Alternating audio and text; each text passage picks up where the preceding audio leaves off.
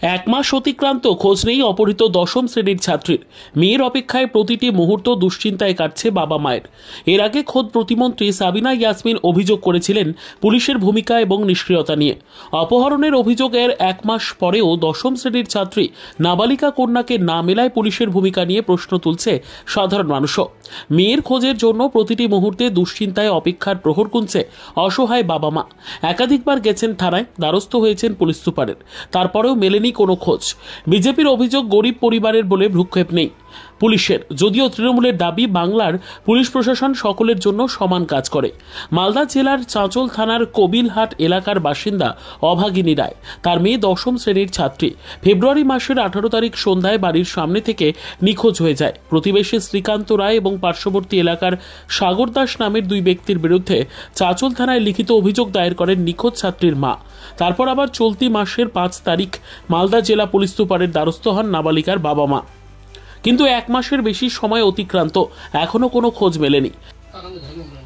আমার মেয়ে হারায় গেলে যেন শ্রীকান্ত রায়, তারপরে সনাতন রায়, তারপরে সেফটি আমাকে মেয়েকে নিয়ে গেছে, কিডন্যাপ করে নিয়ে গেছে আমার মেয়েকে।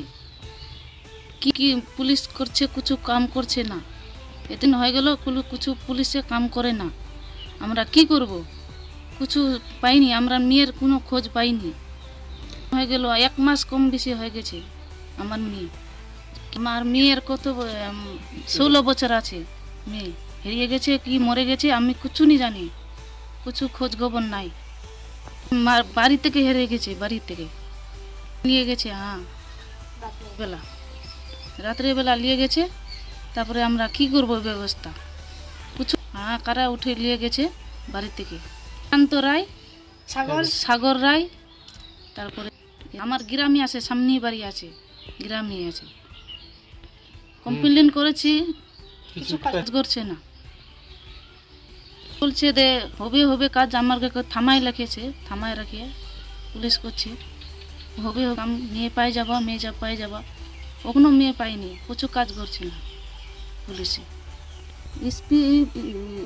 অফিসেও গেছিলাম, কিছু করিনি। চাইছি মেয়েকে, চাইছি যেন যে করে হোক আমার মেয়েকে যেন দেয়, যেন আমি দেয়নি, মাধ্যমিকটা দেয়নি মেয়েটা।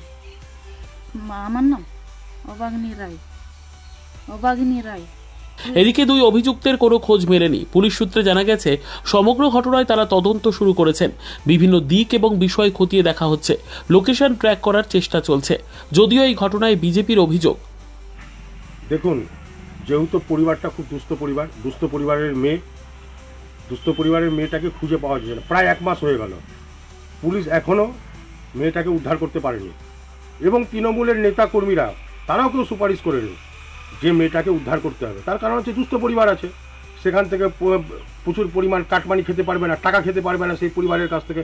সেই জন্য পুলিশকেও করছে না, যে প্রেশার দিচ্ছে না, জোর দিচ্ছে না যে মেয়েটাকে উদ্ধার করতে হবে।